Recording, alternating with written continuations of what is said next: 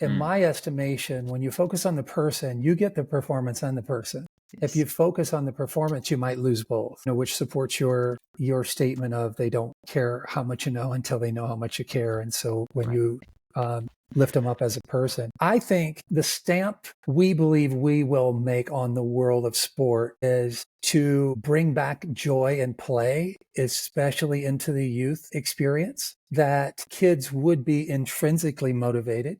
They would have fun doing it. And just to remind the coaches who are listening, nobody works harder than the kid who's having fun. You are listening to the Beyond the Scoreboard podcast, transforming athletes into leaders on and off the court with host Coach Furtado. Coaches, are you ready to take your passion for coaching and turn it into a full-time career? I know the challenges firsthand, but the Make Money Coaching Sports program helped me take BTG basketball full-time. If you're tired of juggling coaching part-time and want to fully focus on doing what you love, this business accelerator will give you the tools and support to make it happen. Hit the link in the show notes below to learn more and start living your dream. Hello, everyone, and welcome back to another episode of the Beyond the Scoreboard podcast. We got a really fun one for you today because we have the Positive Sports Education team here. It's my first time doing a panel interview, panel conversation. So I will be introducing our three guests. The first guest is Kerry O'Neill. Kerry has delivered workshops to coaches at every level of sport from 40 plus countries, played Division I basketball and international in 11 different countries, and was the character coach for the NBA Houston Rockets for 8 seasons. Jamie Sun Chung has over 18 years of corporate leadership with Sony Pictures Entertainment and Goldman Sachs. She holds a BS from Stanford, MBA from INSEAD, and MA from University of Pennsylvania. And last but not least, the brainchild of Positive Sports Education, Danny Fung, is a seasoned management consultant to the global sports industry. He has 15 plus years of experience in consumer insights, branding, and marketing strategy, is an expert in quantitative and qualitative evaluation methods, and holds graduate degrees from UPenn and Warwick Business School. So, welcome to the show, everyone. Thank you. All right, so let's dive right in. Before we really get into kind of the nitty gritty, I want to start with like the why behind you all starting Positive Sports Education. Yeah, I'll jump in. I think there's a big backstory, how we connected and how we meet each other. I think we'll talk about that later, but I think if we home into a few points that we all share in terms of resonating with us, we recognize that right now 70% of youth sports quit youth sports by the age of 13 due to burnout and pressure.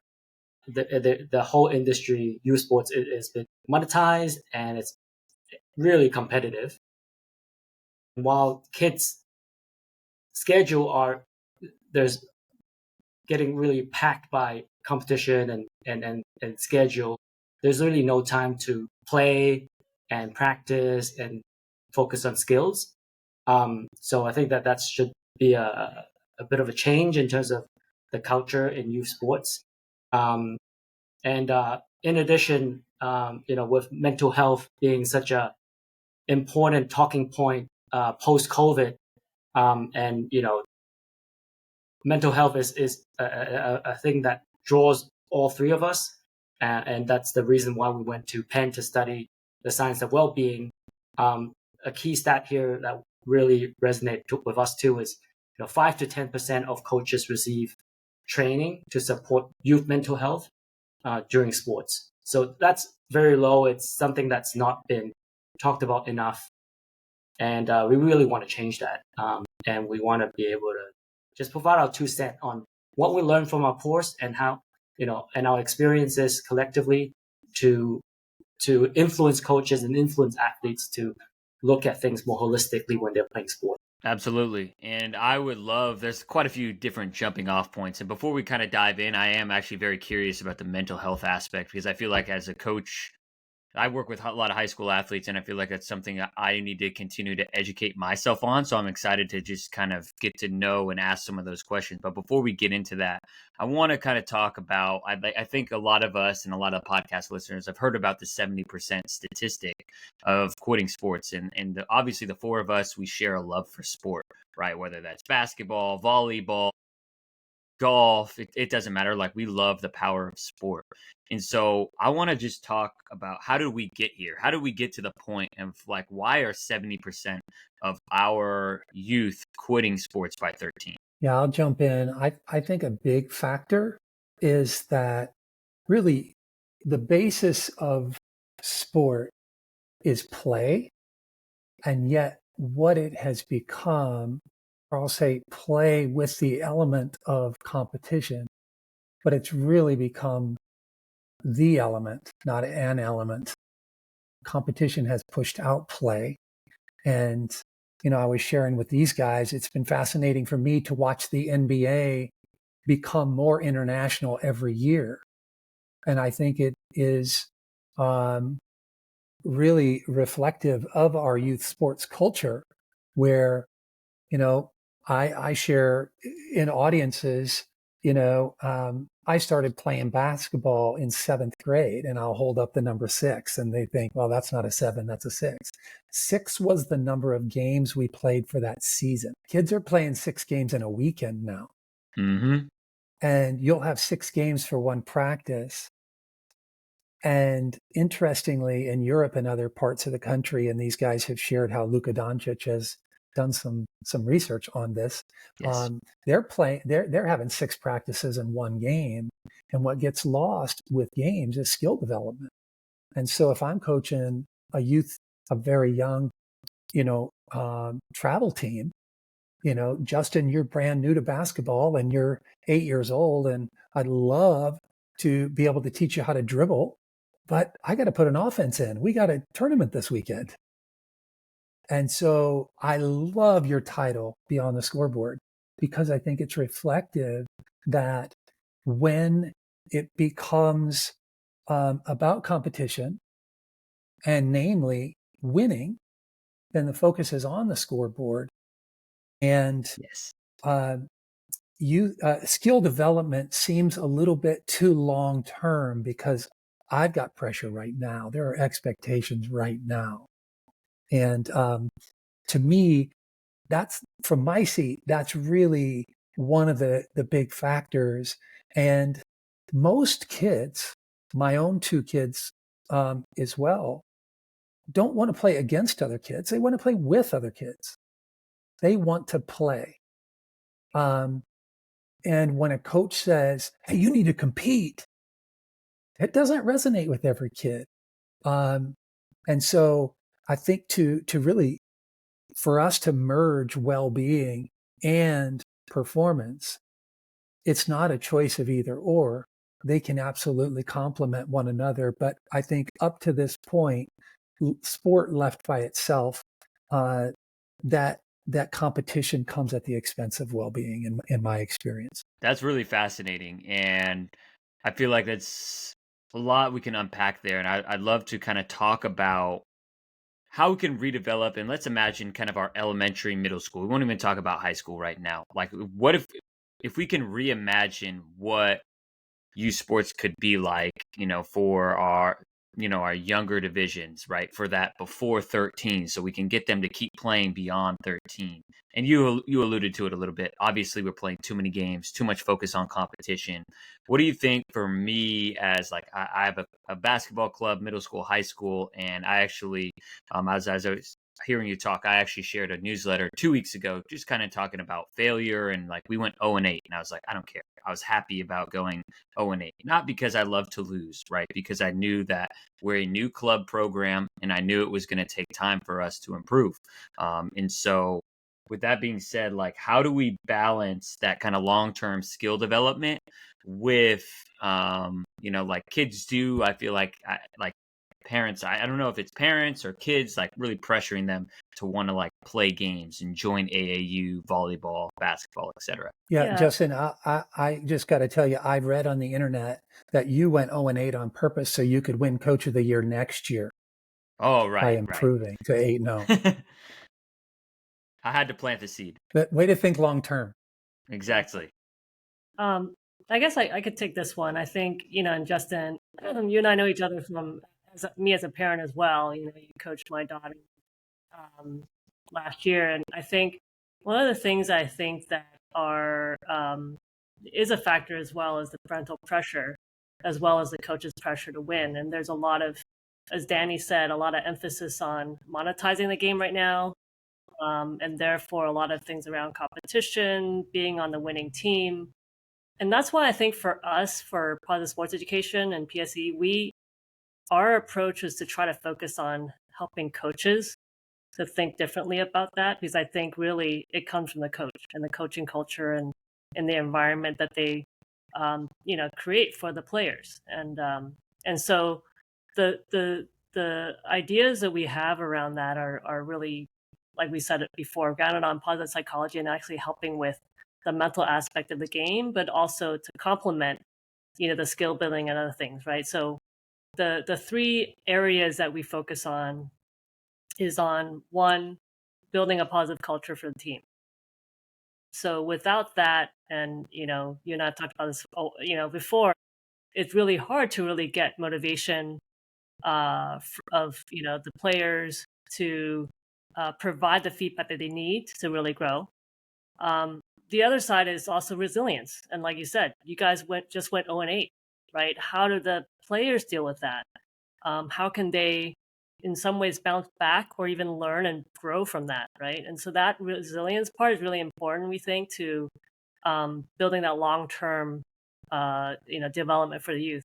And the third part is on strengths. One of the pillars that we have is around not only building the strength, because we think everybody possesses strengths and character. It's how they use it and how it comes out. And so using their strengths is one of the other foundations that we have, built PSC around, is how do we bring that out of kids and their youth and players.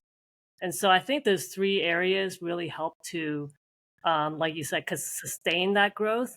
And that's why we want coaches to understand that, be aware of that. And that's what we want to do to help them, to help their players and to grow in all those three areas. Absolutely. And so I would love to dive into those three areas like one at a time. And so it's talking about a positive culture. How does a program, number one, build a positive culture? Yeah. Well, Kerry, do you want to take that one? Well, I'll let you, I'll pass the baton to you after I say this. Like, lest any coaches who are listening think that this is just pointing a finger at the coach. The coach is incredibly influential. I think most coaches recognize that, but I think for yourself, when you're coaching, you probably minimize that a little bit. You recognize it in other people. You certainly recognize it in the coaches that you had when you were playing, how influential they were on you. And yet, one thing that gets pointed at quite a bit for why kids quit sport is the car ride home. And that's more about the parent than it is the coach. And so, I've been collecting tips for parents, and that's part of what we want to do with a holistic approach, is to have to offer some excellent resources for athletes, for coaches, but also for parents, because they play a key role. And the biggest thing is to send the signal to the athlete that sport is what you do, not who you are. I share with coaches that my son in high school was fortunate enough to go to the state track meet and win the state championship in the high jump. And afterwards, I took him for Japanese food because that's his favorite. And then a year later, he qualifies for the state meet. He skipped too many opening heights. He kind of psyched himself out. He no-heighted and didn't place. And I took him for Japanese food because that's his favorite. He's not my high jumper. He's my son. And his coaches can talk to him about that. He needed a dad. He doesn't need an extra coach. And to, the 2-hour car ride back to Fredericksburg, Virginia, he didn't need to focus on that. And yet it's very, very difficult for a parent to do, because you do see things that will help your kid improve. You do see maybe a lack of confidence that you want to boost, and all these things that will be helpful for your child. It's just always inappropriate timing after a game, after a competition, in the car. So I do want to point that out. Yeah, that's a great point. And I think that goes to the positive culture aspect, which is really around how do you keep kids motivated and grow at the same time, right? Because they're going to be dealing with learning new skills, which they may or may not be, proficient at early on. And how do you sustain that? And I think that's where things like gratitude, showing gratitude, modeling gratitude, giving feedback in a positive way, and rewarding positive feedback from other players. Those are the kind of things that we would say really foster positive culture, and really building that kind of almost a norm, right, of that amongst the players as well, because it's not just the coaches, but it's also the peers, and the parents also, which I know that's another factor.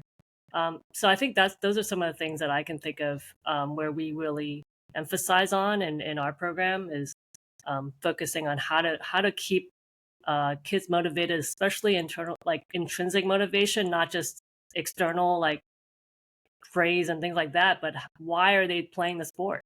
Why do they love playing? What is it that brings them the joy of that sport and that activity? And sustaining that is, I think, really important long term. 100%. And so we're talking about kind of keeping that joy. And one of the things that you talked about is feedback, positive feedback, which I feel like obviously goes into the positive culture and goes into your second point of resilience, because feedback gives athletes an opportunity to be resilient and to come back from losing or challenging experiences. Except I feel like this is where I see the most, I'll call it head scratching moments, when I am at an AAU tournament and I see coaches and how they interact with athletes and some of the feedback they give athletes. To me, I don't think would fall under your category of the workshops you're giving of positive feedback. So when we're talking about positive feedback, like, and the most of coaches that are listening to this have like an open mind and they're learners and they want to, continue to be sponges. So for those coaches that are listening that want to get better at giving out like effective feedback, like positive feedback, how do you start that conversation, and what piece of feedback do you address the coaches on? I can take that. It's great. There's a word being thrown around a lot, and that's something that we learned during our master's program. It is this concept of growth mindset. You hear, heat culture talk about that a lot. You hear the Warriors talk about a lot. So how do you foster this growth mindset? It's by one of the ways is by giving feedback that rewards the process and the effort, but not the outcome. And it reminded me of a recent podcast, the great Mind Game podcast that LeBron James had. Mm-hmm. And he talked at length, like 10 minutes, on the importance of process. Just going to the gym early, a couple of hours before the game, and just working through his things, right? And he's a guy like that. You think that he's thinking about the championship, thinking about the celebration, but it's not. It's about the everyday task. And for a coach, I think the best thing you can do for an athlete is to give them feedback to enjoy the process and just enjoy learning and getting better each day, rather than thinking about the glory and the trophies, which are important. It's an important part of competition. Kerry has a whole capstone a thesis written on our approach to competition. But I think there within AAU, for example, that culture may need to change to allow people to just enjoy the sport a bit more and just have that mental health back rather than being all stressed out and burnt out. I was going to add. Oh, go ahead, Kerry. But a lot of it is, number one, acknowledging the number one way coaches coach is the way they were coached. Mm-hmm. And sometimes the more experienced the coach, maybe the more things they have to unlearn. Because my playing career, this impresses kids, was in the 70s, 80s, and 90s. I played my last professional game in 1999, the last century. Kids like, oh, you're over 100. That's exactly right. Right. There were ways that I was coached, not to excuse it, but you could get away with things in the 70s, 80s, and 90s. And there were maybe more social structures around the kids that kind of kept us intact that you can't do today. We did work with one high school, and this coach, he fit that mold of, he was a veteran coach. And I think he wanted to prove his experience. And so he didn't adopt a growth mindset. And one approach he had was he lamented that he could not coach his basketball players the way he used to coach them because it was against the rules now. And so he felt he was handcuffed from using these wonderful ways to motivate through screaming and name calling and this and that, not realizing that that is not an effective way to coach. And so, some people ask, well, if I take the PSE, the positive sports education approach, and I'm positive, can I still win? And I say, you've asked the wrong question. The real question is, if you don't do it the PSE way, can you still win? Because all research shows that positivity and positive culture and building character and resilience and introducing things like flow and grit and growth mindset, that all enhances performance. It doesn't take away. And so we bifurcate things into, well, do I want to be a nice guy or do I want to win? In most cases, you don't have to make that decision. And so I think to be able to share with coaches, to use language, like Danny said, process is so key, and to not personalize things. So we're at practice, and Justin, you play on my travel basketball team. And to me, there's a world of difference between me saying this,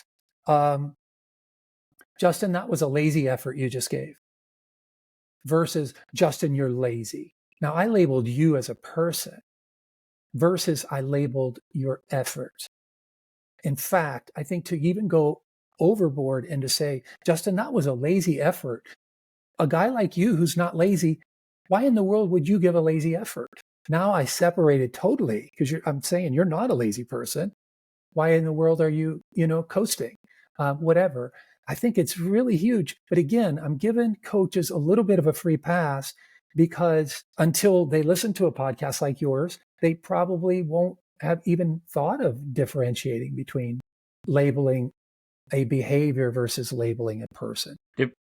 Yeah, differentiating labels it's really important and really powerful. I always try and tell my athletes when I always, for right now. So we're recording this in April. This is coming out in April. Whenever you listen to this podcast, the end of the season is July. I always say, look, we are here in July. We are going to be so much better. So they understand, something that it is a process and it is going to take time.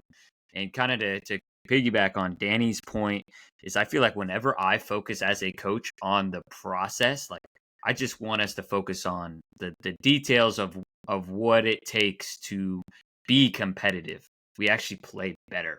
Like when I don't even consider the scoreboard and consider the process that leads to the outcome ends up being better than when I'm like, let's win, and I can be competitive. I feel like most coaches, I'm not perfect. Like sometimes I do care too much probably about winning. And that's why I have to have accountability conversations like this. And continuing on with that and talking about those labels, I would love to continue on of how can we really like reshift? Like, I feel like it's almost like a culture, or like a narrative, like people in AAU, we love the tournaments, the trophies and winning, and we're doing it at all costs and we're missing this process. Yeah. I think that's a great point, because I think the motivators right now are driven by a lot of different factors outside of just developing our youth.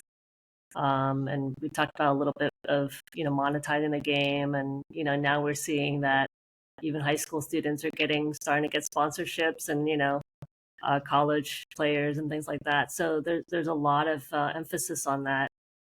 I think one of the things that we really want to push out there is the notion that performance and well-being are interconnected. That, as Kerry was saying earlier, like how do you not, it's not the question of how can you win, uh, you know, with this positive sports education or this way, but how can you not win? Because, in the longer term, you can win and perform, but at the detriment of potentially burning out players, burning out coaches, a lot of anxiety. And we talked about mental health a little bit, just to backtrack a little bit on that. And the reason why we focus on positive psychology as a kind of a foundation for this is because positive psychology is really focused on it's preventing mental health. So it's about not treating, anxiety, stress, those kind of things, or when it's already too late. It's really trying to prevent it and help build those skills so that kids out there, youth, adults as well, are able to live their life and thrive, right? Without the need to think about, oh, I'm in this bad mental state, right? And so that's why we think it's really important to factor in well-being in the performance side. And I think if we can start to have that conversation around burnout and stress, especially with kids, I think that that 70% statistic partially is because of people. I feel like as a parent of two daughters, I think of this age, it's like, hey, is it worth it for me to try to compete in an elite environment, because that's where it's going to, right, of high school and clubs and AAU and things like that, or do I do something else? And what's my time worth and my effort? And there's really not a lot of opportunities to play in between that at a level where maybe it's recreational, but maybe a little more competitive. That's right now kind of what I'm going through as a parent, is like, how do my kids want to fit in if they want to continue playing? So I do think that having that more of those conversations and awareness around why well-being is important to performance is really going to be a key part of it. I don't think it's necessarily either or, like Kerry's saying. I think it's both. And I do think there's a lot of conversations now happening around mental health, but it's around addressing when it already is too late. So what we're trying to do is say, hey, coaches, educators, think about it as a preventative measure and a way for you to really upskill your athletes so that they can actually perform better in the long run. And so that's where we're coming from. And that's why we're basing it on positive psychology and trying to think about it more as not just about well-being and, hey, everything's good and positive, but it's really about performance as well. So what are some strategies coaches can implement to make sure that they're checking in on their players' mental health and we are prioritizing our athletes' well-being? I'll start off with a really simple one that does not take a lot of time, and that is to pick one athlete a day, and before or after practice, if you're an overachiever, you can do both. You pick one athlete before and one athlete after, but you ask one non-sport related question. And it would be like, Justin, you play basketball. What other extracurriculars do you do at school? Something you might not, if you're a travel coach, you might not know the answer to that. Or, I've never met your family. Tell me about your family and who you live with. And in my experience, I've had coaches come back to me and man, they get incredible information. Sometimes they say, I live with my grandma, not your parents. No, I don't know my dad and my mom's incarcerated. That has to change the way you coach that kid. We can't coach them all the same way. And so you're learning how to coach them better. But you're also sending a big signal. Justin, you don't just matter to me because you're the point guard on my travel basketball team. I care about you as a person. And so that's a real simple one. Each time you get together for a workout, ask a non-sport related question. That's a real simple practice. I've asked rooms full of coaches during workshops who their favorite coach was. That's one of my go-tos. Who was your favorite coach and why? And the room just fills with noise because they're coaching because of that positive coach usually. And a couple coaches have mentioned that when they were athletes, their coaches came to other extracurriculars. Like this kid was in the choir and the coach came to watch him in a choir. What do you call it? Not competition, but choir show. What's the word? I obviously wasn't in choir, but how much that meant to him, and it sent the signal. Concert. That it wasn't just what performance he could get out of him as an athlete. He cared about him as a person. And so there are some simple things like that, that again, don't cost a lot of time and they aren't necessarily really digging in and getting,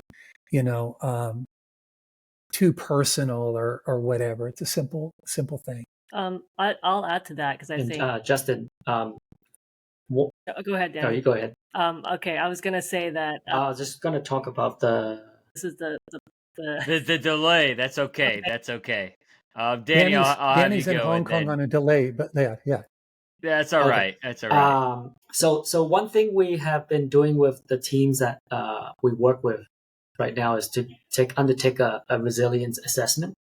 And so when we're doing the assessment, it's about 50 questions that kids undertake a survey, and then we would give them a score, a resilience score, under self-efficacy, emotional regulation, optimism, empathy. So some of the key skills, key life skills, resilience skills, and give them just a simple measure of, is this a strength, is this a competency, is this a challenge for you, and just to give the coach a sense of, okay, what kids am I working with? Because a lot of these things, yes, you can see from observation, but also with mental health, it's the invisible disease, right?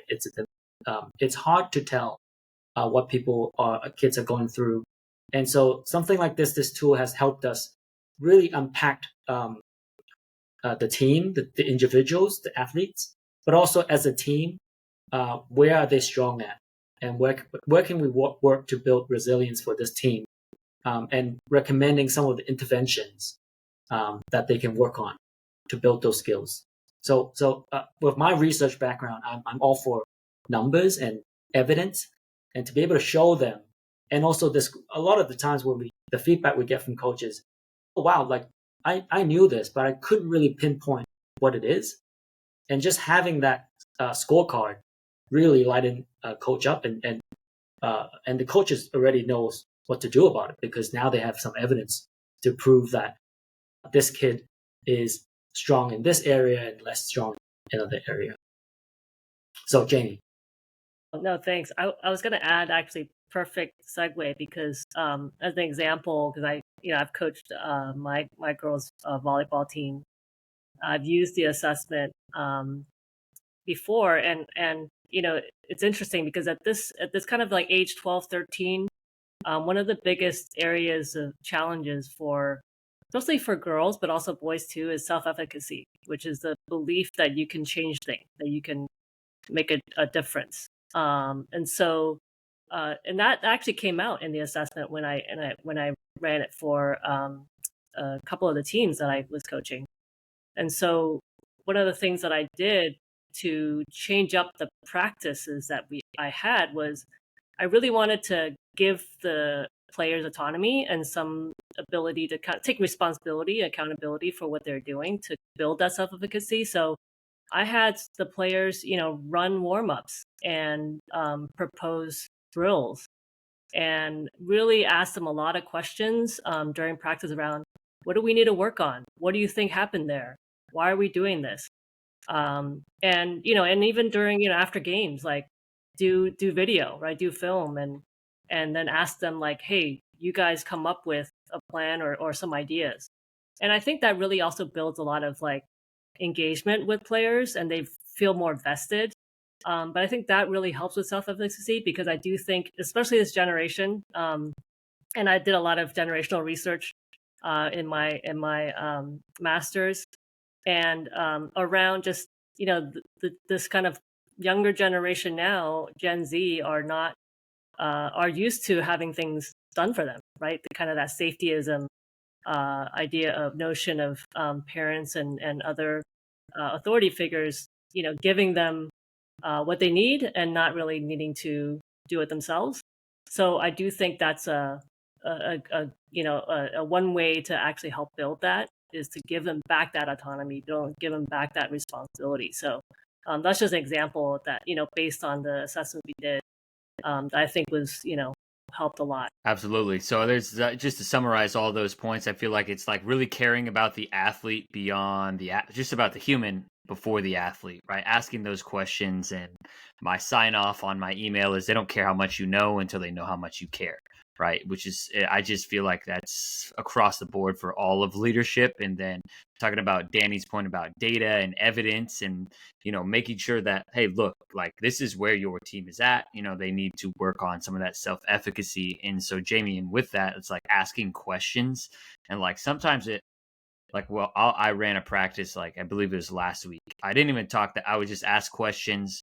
And I was like, we're here, and I had them be the problem solvers. And I feel like sometimes as coaches, we feel like we have to be the ones on the stage doing all the teaching, when in reality, if we can design certain environments to like get the skills we want to emerge and the character skills we want to emerge, like we don't need to do nearly as much talking as we think we need to, which is kind of like, as a coach, you're like, I know everything, right? Like these guys, they're freshmen, of course I know more about basketball, but it's their learning journey and we don't want to steal from them.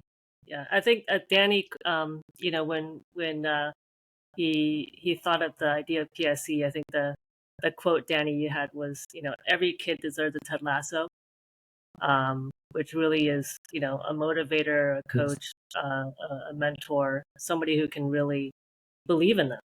Right, that's the phrase I believe that Ted Lasso is really famous for. So, yeah, we're a huge fan of Ted Lasso. It's a fictional character, but I think it just embodies so much of that value. And when I watched the show, and this was during our masters when we studied together, I was just like taken back by, okay, wow, this is what I want. This is what I want to create for kids out there. I want a Ted Lasso in my life.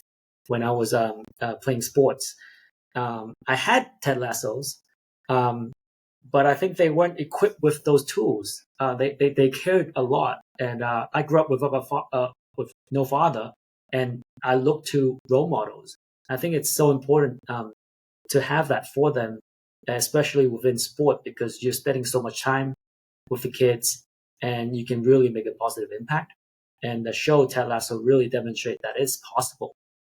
That coaches can act and behave very differently than your typical, screaming coach. So with that, I feel like this is a perfect kind of segue. And then Kerry, you can kind of jump in here, is kind of focusing on the future of sport, right? The future of positive sports education. I want to, kind of highlight, because I feel like all coaches in every industry or all sports, all youth sports should be educated. So where do you all see the youth sports world going, and how do you feel like positive sports education is going to contribute into that landscape? Yeah, I'll jump in first. I was going to add a good way for coaches maybe to remember what we were just talking about is to focus on the person, not the performance. In my estimation, when you focus on the person, you get the performance and the person. If you focus on the performance, you might lose both. Which supports your statement of they don't care how much you know until they know how much you care. And so when you lift them up as a person, I think the stamp we believe we will make on the world of sport is to bring back joy and play, especially into the youth experience, that kids would be intrinsically motivated. They would have fun doing it. And just to remind the coaches who are listening, nobody works harder than the kid who's having fun. That's when you get in that flow state, you lose track of time, and all of a sudden you're in trouble because you're playing in the neighborhood and your parents said to be home and you're late, you lost track, you're working hard, you're playing just for the sheer joy of the activity itself. And in that, to focus on skill development, to have that growth mindset, to think long term, and then to be able to hand off that youth sport kid to the middle school coach.